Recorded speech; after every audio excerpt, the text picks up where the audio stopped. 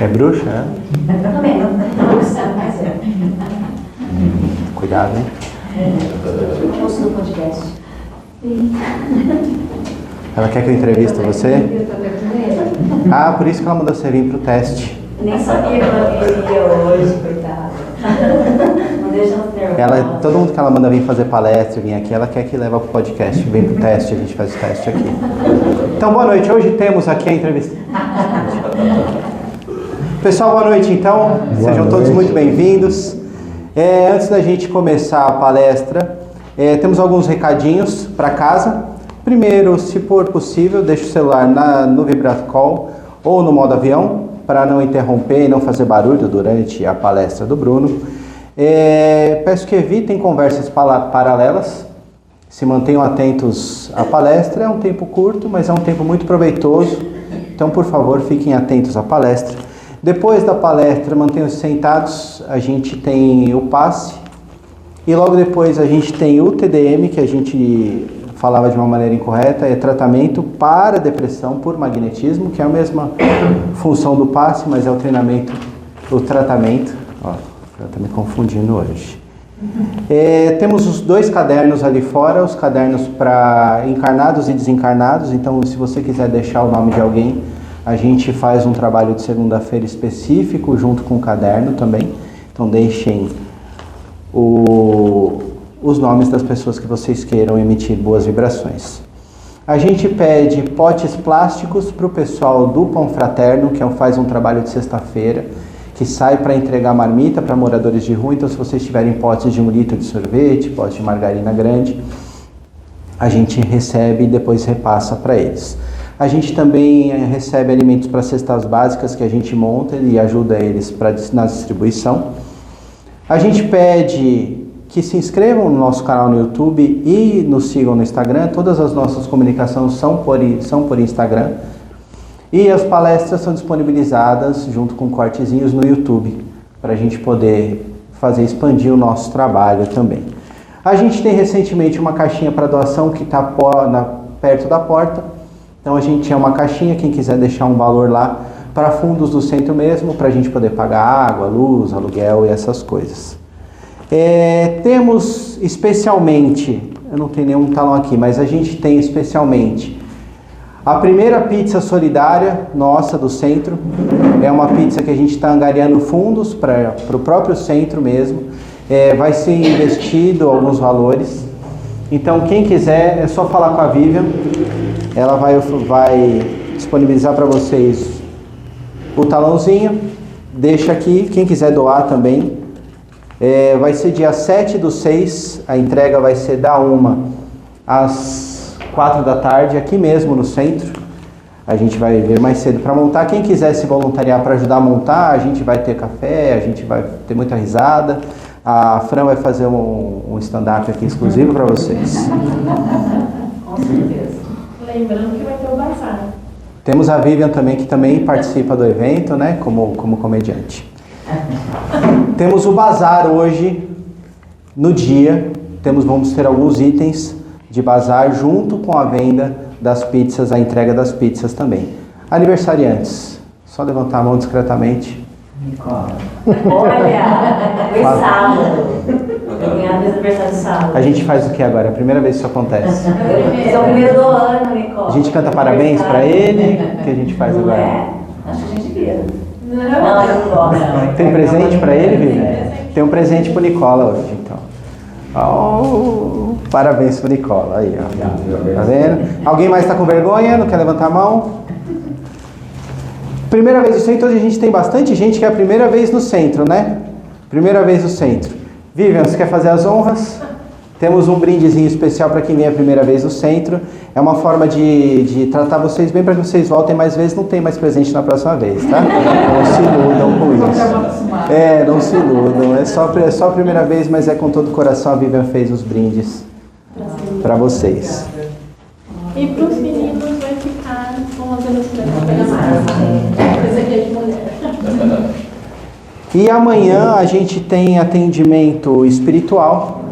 Então é feito um trabalho de cirurgia espiritual que a gente faz e um atendimento com entidades espirituais que podem conversar com vocês.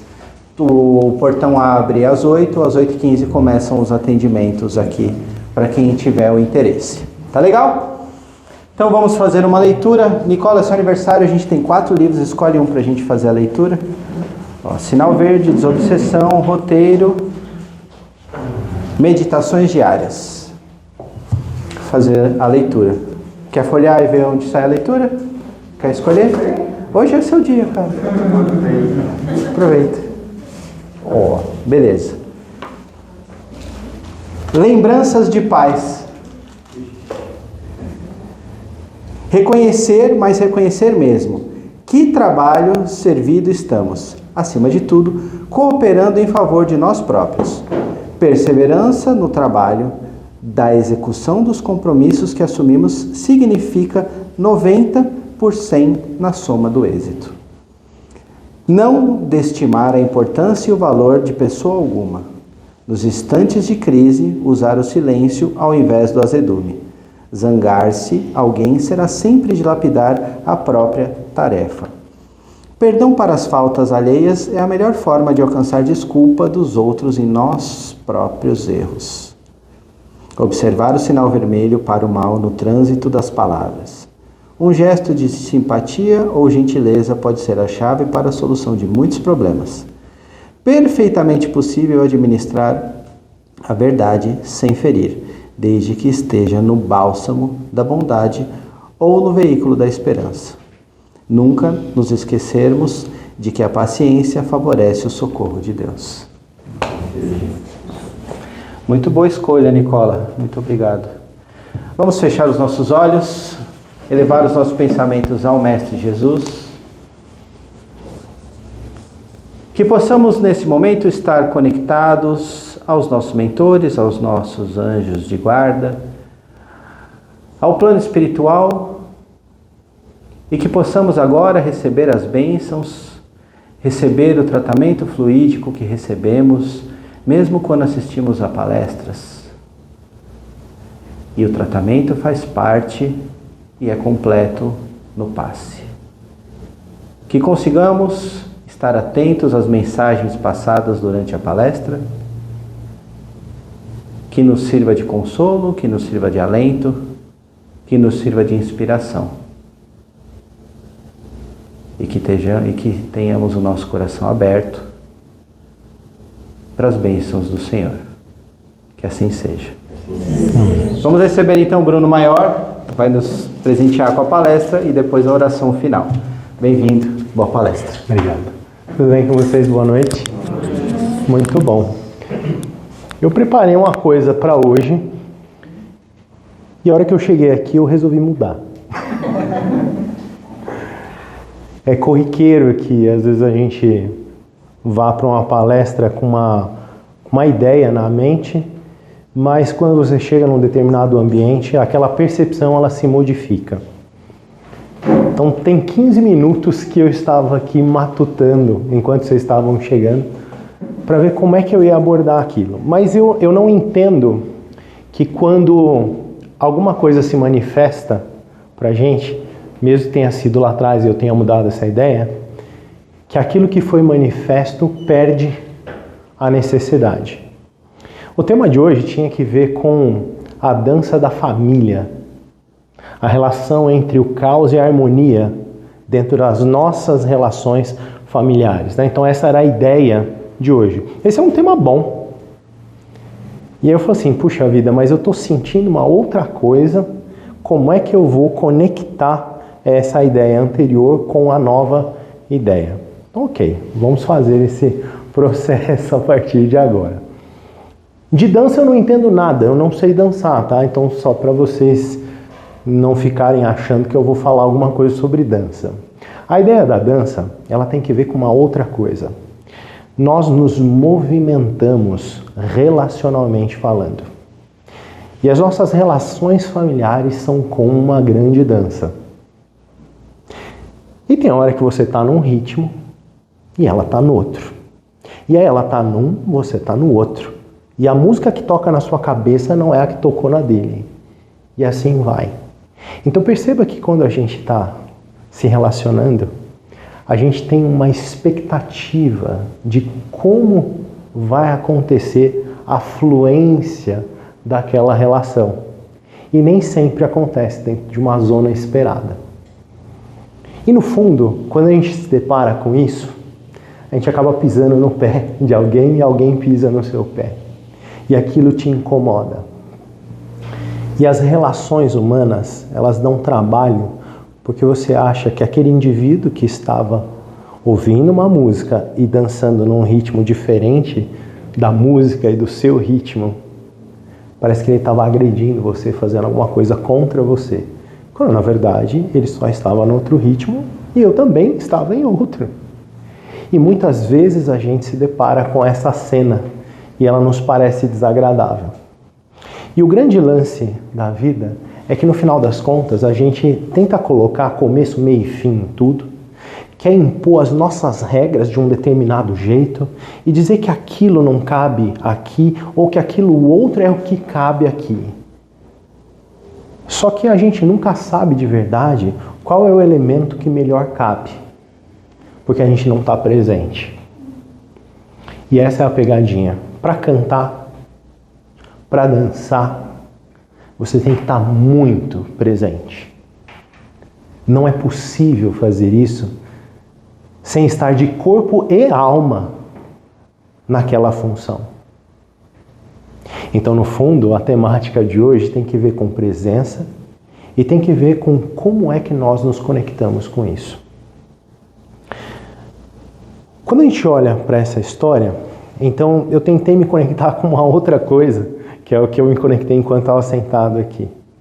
Tem uma tribo que fica no norte do país, a tribo chama Kraô.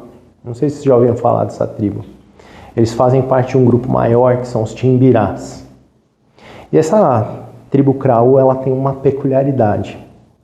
Na verdade, ela tem muitas. Uma das peculiaridades dela, que tem de diferente, assim, que é muito único, é o tipo de linguagem que eles usam. A linguagem deles não tem um tom verbal em termos de tempo, porque eles não têm passado e não têm futuro. Então a linguagem deles não apresenta isso. Fala ontem, não tem ontem para eles. Eles só estão onde? No aqui e agora, só no presente. Então essa é uma coisa muito interessante. Eles vivem no presente e a linguagem deles segue essa rotina. Acontece uma outra coisa muito legal com a linguagem deles. Exatamente porque ela não vive num estado cronológico, não está no tempo. Eles vivem num outro estado que a gente chama de kairótico. O que é o estado kairótico? Ele visita o tempo de um jeito diferente. Ele visita apenas as memórias emocionais das coisas. Então é como se cada emoção, cada coisa que eles viveram, estivesse numa ilha, flutuando aleatoriamente. Aí ele vem aqui e olha, fala, olha que legal, aconteceu isso. Mas ele não fala assim, olha, foi em março do ano passado, aconteceu tal coisa. Eles não operam desse jeito a linguagem. Então eles visitam as emoções sempre onde? No presente. Então esses caras, eles vivem num estado de presença absurdo. E isso é uma coisa muito legal. Então eles conseguem aproveitar tudo que está acontecendo, porque tudo é agora. Esses caras não estão preocupados se amanhã vai acontecer alguma coisa. Se alguém vai morrer ou se não vai morrer. Eles vão honrar a morte a hora que ela acontecer, porque ela é um presente também naquele instante. Então eles estão presentes. Então esse é o esquema dos Kraôs. Só que o Kraô, ele tem uma linguagem que, apesar de ter essa peculiaridade da presença, assim como eles vivem só no presente, o Kraô, ele tem uma linguagem que é 100% do tempo poética. Então, tudo parece arte. Eles estão sempre fazendo poesias. É sempre agradável ouvir. Não tem elementos rudes. Parece que você está ouvindo sempre um poeta declamando alguma coisa para você. E aquilo é a conversa natural do dia a dia. Qualquer indivíduo vai falar daquele jeito. Então, é sempre uma coisa doce no ouvido, até os itens que são mais difíceis.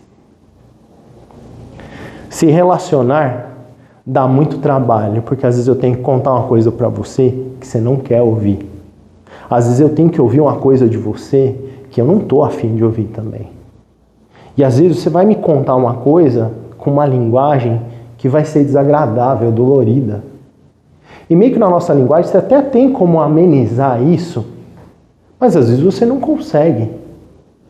Às vezes você solta aquilo porque tem uma emoção que está ruim em você, que não está legal. E aí você solta uma bomba no colo do amigo, do parceiro, da esposa, do esposo, do filho, da filha. A gente faz isso e aquilo não precisava sair daquele jeito. Só que a gente nem consegue, a gente não está nem treinado para fazer isso. E a gente está sempre achando que o problema está do lado de lá, no outro. Que ele está dançando no ritmo errado. Porque o ritmo dele não é o ritmo que eu danço. Então eu o julgo. Olha só que interessante. Os estados de julgamento. Bom, então aí, a gente falou sobre os kraus. A gente falou sobre relacionamento. E eu vou contar a história agora de uma outra tribo. E essa tribo para fechar essa ideia. Porque no fundo, tudo isso daqui é uma grande tribo. Nós somos uma grande tribo. Vocês também são. E aqui no final das contas, vocês estão no ambiente, vocês também têm a própria tribo. Então essa é uma comunidade. E essa comunidade tem uma linguagem peculiar, padrões que são só de vocês. E vocês precisam melhorar as relações que vocês têm um com o outro. A vida precisa ser um pouquinho mais leve. Então tem uma tribo na África que chama Yarubá. Esses caras são bem peculiares. Tem uma coisinha bem legal que eles fazem.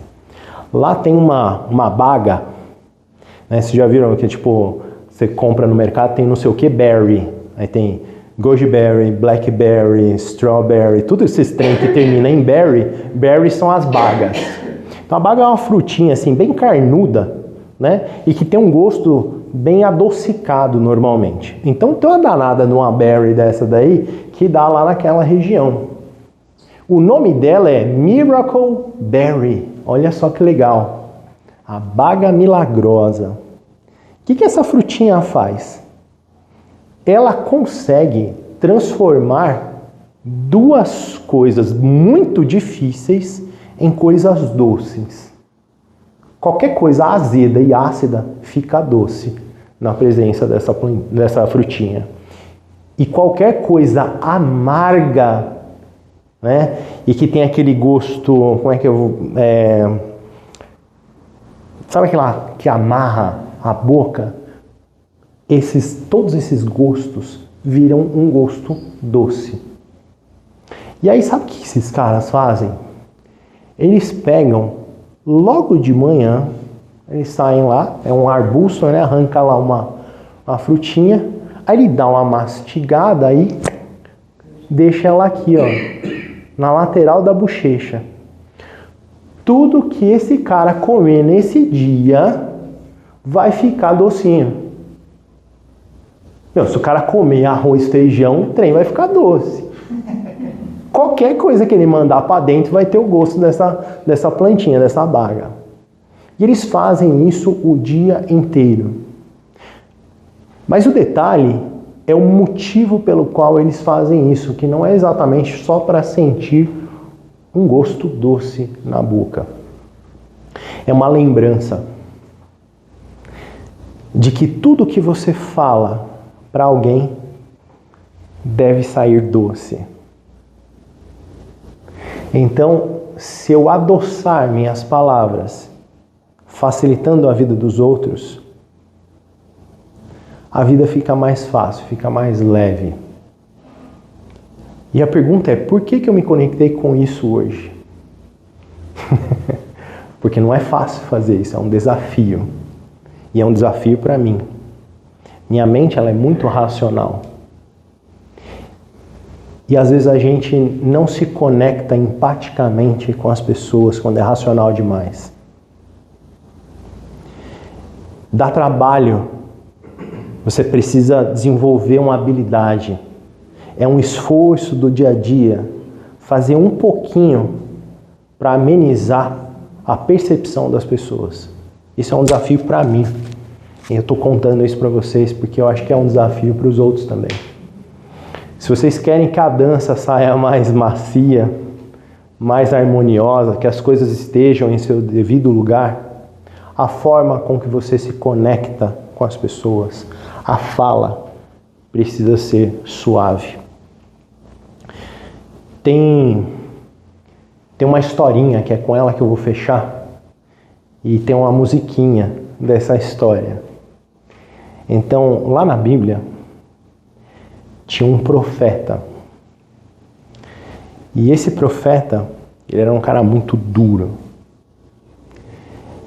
Esse camarada era tão bravo, tão duro, que durante um momento de provação, ele então faz um teste com profetas que eram do mal. E ele diz o seguinte: eu desafio vocês a fazerem chover. Porque há 3 anos e meio não chovia.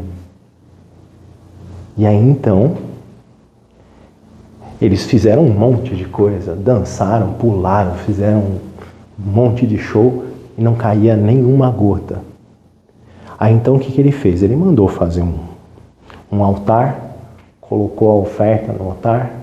Era um altar grande, cheio de pedras. Aí o que ele fez? Ele mandou cavar em volta do altar e encheu de água em volta do altar. Aí ele fez uma oração rápida e então veio o fogo do céu. E o fogo consumiu, não foi a oferenda, consumiu o altar, a água e deixou um buraco no chão. Então olha só o que esse cara fez. E aí o negócio era meio brabo naquela época, né? E aí rolou um risca-faca lá. Eram 800 profetas. Esse cara era tão brabo que ele matou os 800. Então, essa história está lá. Esse é o profeta Elias. Então, só que depois que ele saiu disso, ele era um cara com a língua afiada, um cara muito duro, muito rígido. Ele vai para um lugar e ele foge, porque obviamente depois dessa arte toda, né? Então ele foi perseguido. Então ele foge e entra numa caverna. E no fundo ele gastou tanta energia, ele estava tão irritado com tudo isso, que ele se deprimiu. Ele, por conta de tudo que ele tinha feito. E ele fica no fundo da caverna. E aí então, a história diz que veio uma grande tempestade. Mas ele não ouviu a voz de Deus na tempestade. E aí, de repente, estava tudo muito seco e pegou fogo em volta nos arbustos que estavam na caverna. E ele não ouviu a voz de Deus no fogo. Mas aí depois, passou a noite e logo de manhã saiu aquele solzinho, sabe? Aquele solzinho bem tímido. E aí então o sol começou a esquentar a temperatura assim no ambiente e entrou um ventinho bem suave, morninho, e foi até no fundo da caverna. E aí então ele ouviu nessa brisa mansa a voz de Deus. Então, igualzinho os iorubás lá que põem a frutinha na boca para adoçar as palavras, a voz do Espírito que fala no nosso coração, a voz de Deus, essa voz ela é mansa e suave. E se eu me conecto com ela e também procuro falar de forma mais mansa e suave, então a nossa conexão, não apenas com as outras pessoas, mas também com Deus, será uma conexão melhor. No fundo, Deus mora aqui dentro, mora aí dentro também. Deus está dentro, Ele não está fora. E quando eu sou capaz de adoçar para os outros, é porque no fundo eu consegui fazer isso para mim mesmo primeiro. Se eu sou capaz de amar a mim mesmo e ser bondoso comigo, não ser tão crítico comigo mesmo, eu posso estender isso para o meu próximo, para o meu amigo, para minha esposa. Então essa é a ideia, adoçar. Então pensa um pouco nisso. Amanhã é outro dia, mas amanhã é um dia no qual eu posso estar presente. E nesse dia eu posso aproveitar para adoçar a vida de alguém, independente do que está acontecendo. Independente do que está acontecendo, inclusive comigo. Eu posso ser mais manso e suave no lidar. E através desse movimento é que no fundo Deus atua em nós. Quando a gente está rígido, resistente, renhento, isso dá muito mais trabalho. Ele vem falar com a gente, mas a gente não consegue se conectar, não consegue ouvir direito essa voz. Então há pouco que Ele pode fazer por nós, porque nós estamos recusando. Então, que vocês possam ser muito abençoados e que possam desempenhar esse hábito que é bem desafiador, mas é um hábito muito saudável ao longo da vida. Então, que Deus abençoe vocês. Obrigado.